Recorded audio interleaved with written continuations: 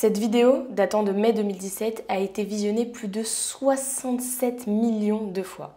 Et à l'heure où je vous parle, on est plus proche des 68 millions que des 67. Vous connaissez certainement son visage, il fait froid dans le dos, et dans cette vidéo, on annonce à Nico Jenkins sa condamnation à mort. Si vous ne le connaissez pas, aujourd'hui, on parle de son histoire.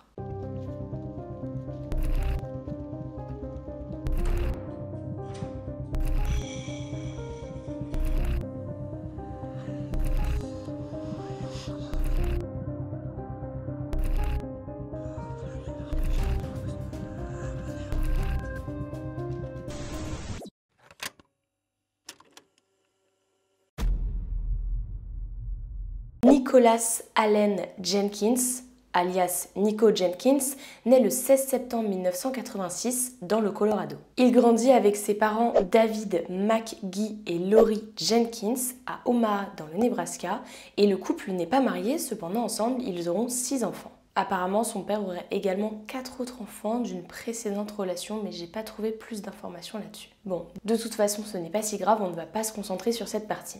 Son père, David McGee, souffrait d'une schizophrénie bipolaire assez grave. Il n'était pas traité pour cette maladie. Nico Jenkins se souvient que lorsqu'il était enfant, son père avait de nombreuses explosions de colère, que ça arrivait de manière aléatoire, comme ça, des fois, sans comprendre pourquoi.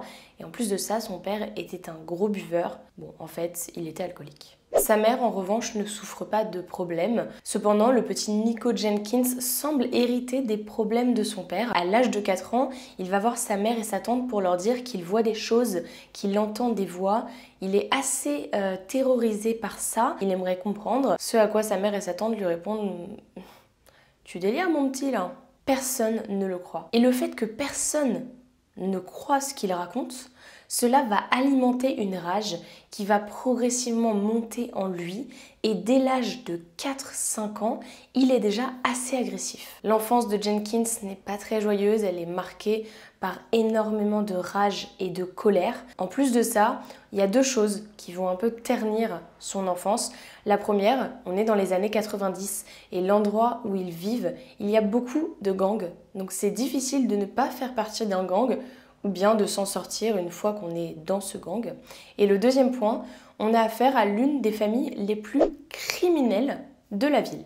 Mais ça, on y reviendra plus tard. Lorsqu'il a 7-8 ans, ses parents se séparent. Nico Jenkins part vivre avec sa mère. Il aime énormément sa mère. D'ailleurs, il a dormi dans son lit jusqu'à l'âge de 12 ans. Bon, c'est une information comme une autre. Jenkins est scolarisé. Quand il a 7 ans, il se rend à l'école avec un revolver dans son cartable. Il attend la récréation et à la récréation, il sort le revolver et il menace ses petits camarades en leur posant l'arme sur la tempe. Les camarades en question pensent que c'est un jouet.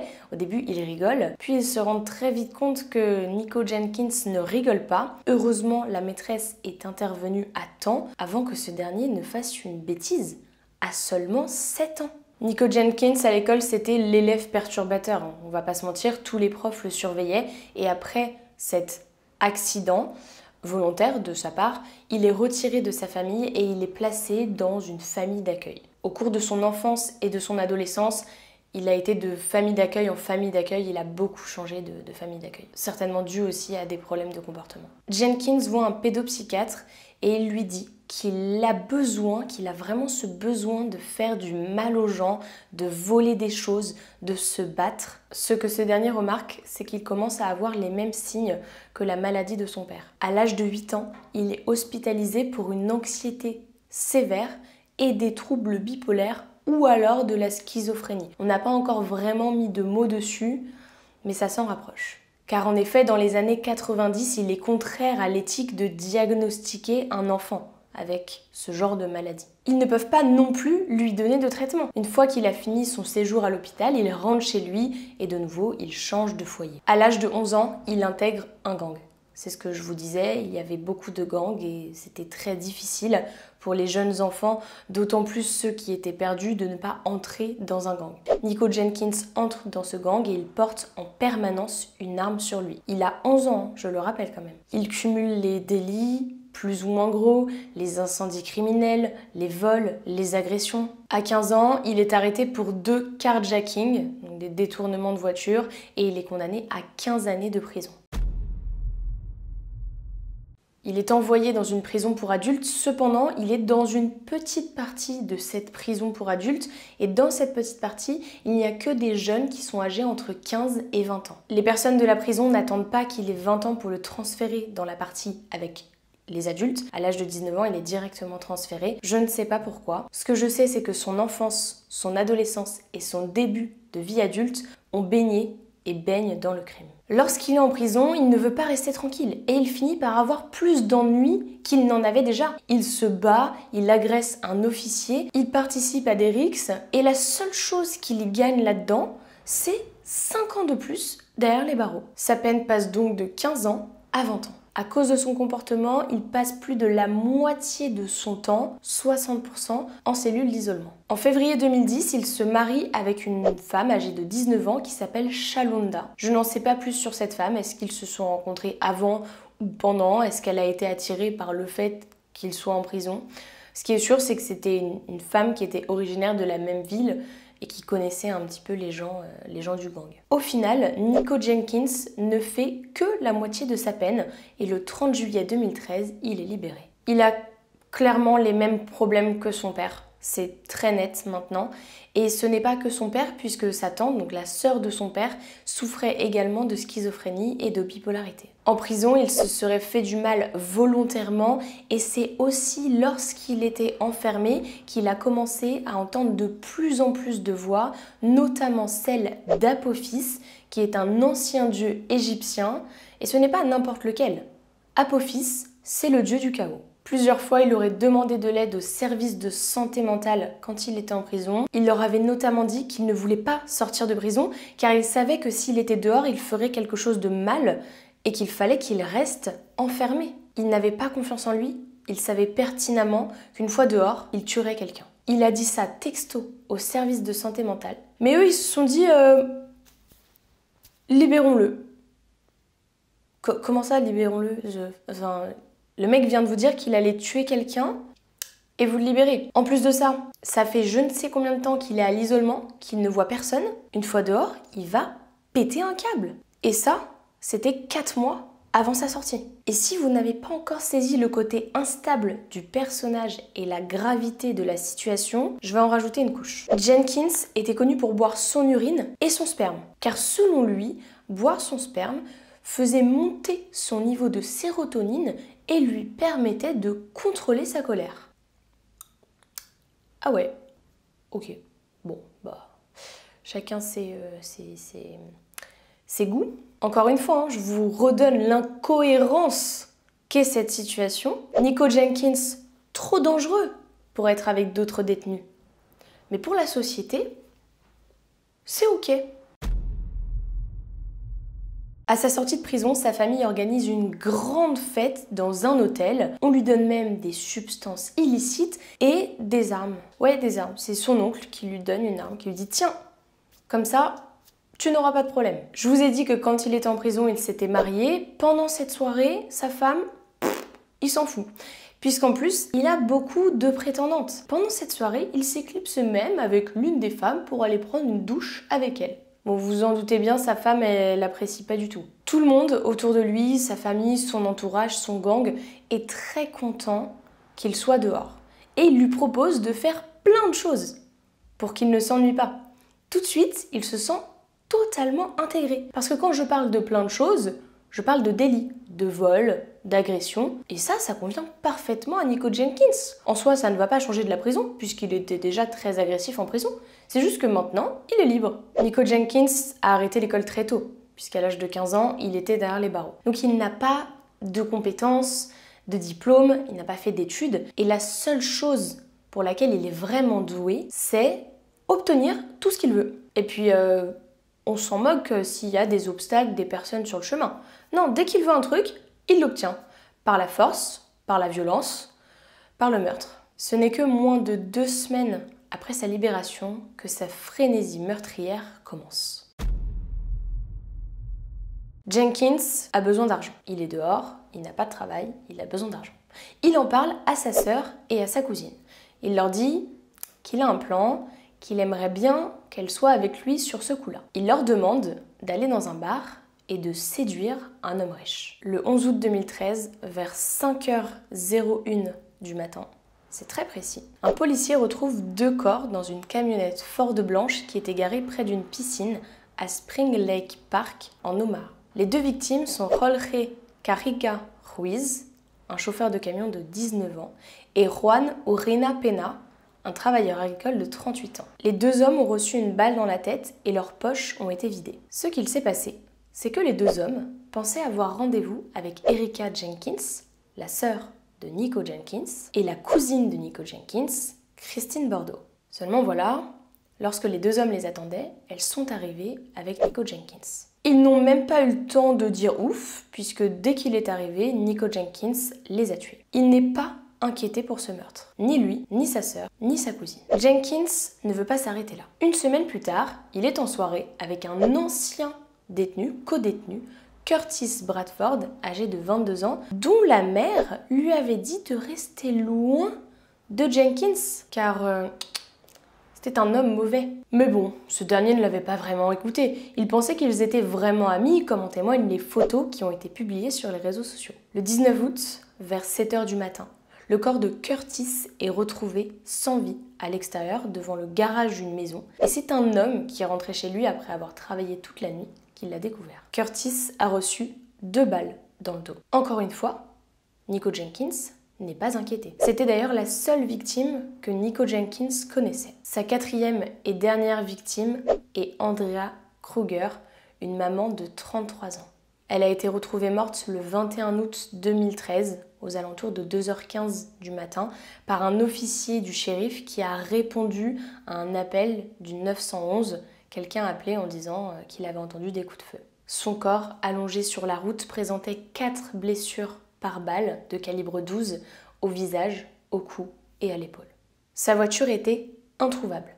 Andrea rentrait chez elle après son service de nuit, elle était serveuse, lorsque Nico Jenkins l'a arrêtée et l'a tuée. Elle avait un mari et 3 enfants, et son mari, quand il a vu qu'elle ne rentrait pas, il a commencé à s'inquiéter, et effectivement, ses doutes étaient fondés. Son SUV Chevrolet de couleur dorée datant de 2012 a ensuite été retrouvé à 19 km du lieu du crime, dans une allée. Lors d'une conférence de presse, le shérif a déclaré que le véhicule a été abandonné 2h30 après le crime et que la personne qui l'avait volé avait même tenté de mettre le feu et qu'au final il s'était résigné. On a 4 meurtres qui ne sont absolument pas reliés avec Nico Jenkins. Cependant, le 30 août 2013, Nico Jenkins est arrêté. Mais alors vous allez me dire, s'il n'est pas arrêté en lien avec les meurtres, il a été arrêté pourquoi? Souvenez-vous, lors de sa fête de sortie de prison, sa femme l'a surpris en train de la tromper. Une dispute s'en est suivie. Jenkins l'a menacé d'envoyer des esprits démoniaques sur sa mère et sa femme a porté plainte à cause de la dispute, des menaces et de la fête. Il est arrêté un petit temps. Dans un premier temps, il me semble qu'il est mis en garde à vue. Pendant cette garde à vue, les policiers retrouvent des caméras de surveillance. Sur les caméras de surveillance, on voit quelqu'un qui achète des balles compatibles avec l'arme de calibre 12 et qui peuvent donc être reliées au meurtre dans un magasin. La personne en question, c'est pas Nico Jenkins, c'est Lori Jenkins, sa mère. Petit à petit, les enquêteurs commencent à soupçonner Nico Jenkins puisqu'ils se disent « Ok, Lori Jenkins achète des balles, ce sont les mêmes balles qui ont été utilisées pour les meurtres. Donc Lori Jenkins, c'est la mère de Nico Jenkins. Nico Jenkins connaissait Curtis Bradford. Alors soit c'est elle qui l'a tué, soit c'est Nico Jenkins. Les policiers retrouvent notamment les vidéos des caméras de surveillance qui filmaient le long de la route sur laquelle le SUV a été abandonné. Bon là par contre, il ne voit personne. Mais ce n'est pas très grave, puisque le 3 septembre 2013, Jenkins avoue qu'il a tué les 4 personnes. Alors, il avoue pas tout de suite, son interrogatoire a duré 8 heures. 8 heures au cours desquelles il a commencé par accuser sa sœur, puis sa cousine, puis son oncle, et enfin, il a fini par dire non mais en fait, c'est moi qui les ai tués. Au procès, sa stratégie, c'est plaider la folie. Il faut savoir que pour une personne qui plaide la folie au cours d'un procès, ce n'est pas toujours accordé. Et dans 99% des cas, c'est refusé. Donc il y a seulement moins de 1% des gens aux États-Unis pour qui ça a été accordé. À cette période-là, je parle. Le 3 novembre 2013, Jenkins écrit une lettre à la main pour la soumettre au procureur et à un juge. Il dit qu'il veut plaider coupable aux 4 chefs d'accusation de meurtre et que s'il l'a fait, c'est pour pouvoir protéger le royaume d'Apophis, le dieu égyptien du chaos, avec une brutalité sauvage et animale. Le 19 février 2014, il écrit une plainte manuscrite demandant 24,5 millions de dollars auprès de l'État du Nebraska pour l'avoir laissé sortir de prison. 24,5 millions. Il dit également que le fait d'avoir été détenu en isolement ne l'a pas aidé à aller mieux. Il affirme qu'il souffre de schizophrénie bipolaire et de troubles obsessionnels compulsifs. Parce qu'il dit ça, le juge ordonne un examen psychiatrique. C'est le psychiatre Dr Nancy Zayas qui conclut que Jenkins souffre d'un trouble de la personnalité antisociale et de toxicomanie, mais qu'il simule ses autres symptômes psychotiques. Jenkins est conscient à 100% de ce qu'il fait et il est capable de distinguer le bien du mal. Après avoir été déclaré apte à suivre son procès, il demande à être représenté par lui-même, ce qui lui est accordé. Bon, je ne vous fais pas de dessin. Quand on se représente soi-même, en général, l'issue n'est pas très bonne pour la personne en question. Le 16 avril 2014, Nico Jenkins est déclaré coupable des 4 meurtres par le juge Peter Bataillon. Le 29 juillet 2014, on demande à ce qu'il soit hébergé dans un centre psychiatrique jusqu'à ce que les médecins disent « c'est ok, il peut maintenant aller en prison ». Cependant, les médecins disent « non, on veut pas de lui ». Donc il a directement été mis en prison, à la prison de Lincoln. Et il est soigné au sein de la prison. En 2015, pour être encore plus badass, il décide de se graver 666, le chiffre du diable. Cependant, il le fait devant un miroir, donc en fait, il a écrit 999. C'est un peu drôle quand même. Et en plus de ça, il a aussi décidé de couper sa langue en 2 pour qu'elle ressemble à une langue d'un serpent. Pour la petite précision, le dieu Apophis, c'est un serpent. C'est pour ça qu'il l'a fait. Et ce n'est pas tout, puisque les voix dans sa tête lui ont dit de le faire également sur ses parties intimes. Du coup, il l'a fait. Il a été transporté à l'hôpital et il a eu 27 points de suture. Pardon, mais je trouve que cette information, elle est quand même assez cocasse. En mai 2017, Nico Jenkins est condamné à mort par 3 juges et il est aussi condamné à 450 ans de prison pour des accusations liées aux armes. Pour la petite information, cela faisait 20 ans que la peine de mort n'avait pas été appliquée dans le Nebraska. Le 7 août 2017, Shalonda et Nico Jenkins divorcent et cette dernière finira aussi en prison car elle a tenté d'agresser la compagne d'un homme avec qui elle avait eu un enfant lorsque Nico Jenkins était en prison. Nico Jenkins devait être condamné le 11 août 2017, mais cela a été repoussé car une audience a eu lieu pour essayer de déterminer s'il était en capacité de comprendre son jugement et la procédure de peine de mort. Et la version officieuse selon laquelle cela a été repoussé, c'est que Nico Jenkins continuait de se faire du mal volontairement en prison. Cela a continué après puisqu'en 2018 et en 2019, il a tenté de nouveau de se suicider en se tranchant la gorge.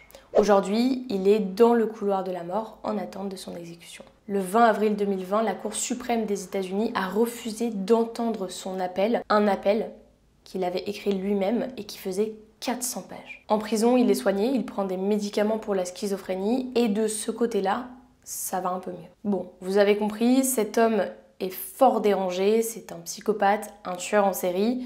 Je n'arriverai jamais à comprendre ce qui se passe dans leur tête. Mais ce que je n'arrive pas à concevoir, ce sont les femmes qui tombent amoureuses de ces personnes. C'est le cas de Dawn Arguello, une femme de 46 ans, originaire du Texas, qui est devenue complètement fan, obsédée par lui et qui voudrait se marier avec lui. Je sais pas quoi dire face à ça. À noter aussi que le mari d'Andrea Kruger, la 4e et dernière victime de Nico Jenkins, a porté plainte contre l'État et demande 4,5 millions de dollars. Basé sur le fait que le directeur de prison qui a autorisé la libération de Nico Jenkins à l'époque connaissait la dangerosité de cet homme. L'avantage l'avantage de l'arrestation, de la condamnation de Nico Jenkins, c'est qu'on a 2 nouveaux projets de loi qui ont été adoptés dans la foulée. Le premier, c'est une meilleure surveillance des anciens détenus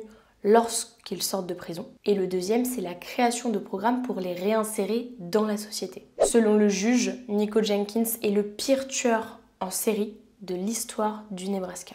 Avant de terminer cette vidéo, on va revenir un petit peu sur la famille de Nico Jenkins, car au tout début de la vidéo, je vous ai dit qu'il s'agissait de l'une des familles les plus meurtrières de la ville. Levi Levering, son arrière-grand-père, était le grand chef indien de la tribu Omaha. Tout le monde le respectait, au sein de la famille, mais aussi dans la ville. Et il avait une sacrée réputation. En 1920, il fait pression sur le Congrès pour protéger les droits de la tribu sur leurs terres. Levi Levering a eu 5 enfants. Et parmi ces 5 enfants, il y a Lincoln Levering. Ce dernier a été arrêté par la police d'Omaha pour avoir frappé un homme après que l'ami de l'homme en question ait fait un commentaire raciste. L'homme décède le lendemain. Il s'agit donc d'un homicide involontaire. Et Lincoln Levering est acquitté. Ça ne s'arrête pas là, puisqu'en 1956, il est accusé de la chute involontaire de sa femme du 2e étage. On ne saura jamais si c'était une chute involontaire ou s'il l'a poussée. Sa femme décède 3 mois après et lui, il perd la vie dans un accident avec délit de fuite. Ils avaient 9 enfants, dont 8 filles qui ont été placées dans des foyers. Leur seul fils, Nelson Levering, était connu. C'était un boxeur assez fort et après sa longue carrière, il s'est rangé dans le département de l'éducation. Les 8 sœurs, elles, ont réussi à trouver des maris et elles ont emménagé dans le nord d'Omaha. Ils vivent un peu tous en tribu, il faut le dire. Ce qui caractérise la famille, c'est quand même 2 choses, la toxicomanie et l'alcoolisme. Je suis pas sûre que ce soit les 2 meilleures choses. Dans cette famille, depuis 1979, on compte 78 crimes liés à l'alcool et 30 liés à la drogue. Et en tout, ils ont à peu près à leur compteur 633 crimes et délits. Certains se sont amusés à compter ce que ça donne en frais de prison. Attention, je vous donne le chiffre, 2,8 millions de dollars. Dans la famille, les jeunes font du basket. Ils adorent se réunir pour faire des matchs de basket. Et à chaque fin de match de basket, bagarre. Sa sœur, Erika Jenkins, a aussi été arrêtée pour avoir participé au meurtre. Et apparemment, ce serait même elle qui aurait tiré en premier dans le dos de Curtis Bradford. Ce qu'il s'était passé, c'est que Nico et Erika avaient dit à Curtis « On a envie d'aller voler quelqu'un. Est-ce que t'es partant ?» Curtis, qui n'avait jamais fait de choses comme ça, qui était vraiment sage, il se dit « Ouais, tiens, ça peut être marrant, j'ai jamais fait ça. Ouais, ça peut être drôle. » Il l'invite, il lui donne un fusil non chargé, mais que Curtis pense chargé, sauf qu'au moment venu, il lui tire dessus. Curtis ne peut pas se défendre puisqu'il n'a pas de balle. C'est Erika Jenkins qui tire en premier. Nico, ça lui fait péter un câble parce qu'il se dit mais attends, c'est moi qui dois le tuer, c'est pas toi. Donc, il lui tire dessus à son tour. Sa sœur Erika Jenkins et sa cousine Christine Bordeaux étaient aussi impliquées dans les 2 premiers meurtres, comme je vous l'avais dit au début. Et dans le vol du SUV d'Andrea Kruger, il y a aussi l'oncle de Nico Jenkins qui est impliqué, Warren Levering, et sa sœur, Erika Jenkins. Leur but premier était de voler une voiture pour ensuite pouvoir se déplacer. Ce n'était pas de tuer Andrea Kruger. Je ne sais pas pourquoi ils l'ont tué du coup et pourquoi ils n'ont pas fait la suite de leur plan. Concernant les condamnations, sa cousine, Christine Bordeaux, a écopé d'une peine de 20 ans de prison pour son implication dans le premier double meurtre. L'oncle Warren Levering a écopé de 40 années de prison pour son implication dans le meurtre d'Andrea Kruger. Et sa sœur Erika Jenkins écope d'une condamnation à perpétuité pour les meurtres, puisqu'en soi elle a été impliquée dans tous les meurtres. En plus de ça, elle écope également de 20 à 30 ans supplémentaires pour avoir violemment agressé sa cousine lorsqu'elles étaient en prison. Elles étaient dans la même cellule. Erika l'a agressée après avoir appris que si Christine n'avait eu que 20 années de prison, c'est parce qu'elle avait été un peu de connivence avec la police et qu'elle l'avait balancée. Elle avait carrément témoigné contre elle. La question qu'on peut se poser, c'est est-ce qu'ils ont fait exprès de les mettre dans la même cellule pour que justement cette agression se produise? Ce ne sont pas les seuls qui ont reçu une condamnation. Sa mère, Laurie Jenkins, a également reçu une condamnation de 10 années de prison pour lui avoir fourni les munitions. Voilà, c'est la fin de l'histoire de l'homme qui avait voulu se tatouer 666 et qui s'est retrouvé avec 999. Ça, c'était la partie un petit peu rigolote, mais il vaut quand même mieux retenir cet homme par le fait qu'il ait été un tueur en série et un psychopathe que par cette anecdote. Dites-moi dans les commentaires si vous connaissiez son histoire. Je vous dis à très vite pour une nouvelle vidéo. Et d'ailleurs, non, pas à très vite, en 2024, puisque là, on est en fin d'année. Je vous reverrai qu'en 2024. Je vous souhaite à tous de belles fêtes de fin d'année. Reposez-vous pendant ces vacances si vous avez des vacances. Profitez avec vos proches. Et je voudrais également vous remercier puisqu'il y a un an, je vous avais demandé s'il était possible qu'on atteigne 2023 abonnés pour début janvier, histoire d'avoir un petit quelque chose de symbolique avec 2023. En ce moment, on est 5000, donc en un an, on a doublé. Peut-être que pour vous, ça paraît pas grand-chose, mais pour moi, c'est énorme. J'adore toujours autant rechercher des histoires, écrire, tourner, monter mes vidéos. Je vous remercie de vos commentaires qui sont bienveillants à chaque fois et j'essaye un maximum de vous répondre. J'espère que ça continuera l'année prochaine. Enfin, en tout cas, moi, je ne compte pas arrêter. Et qui sait, peut-être que fin 2024, on aura doublé et qu'on sera 10 000 sur cette chaîne. Je vous fais plein de bisous et je vous dis à 2024.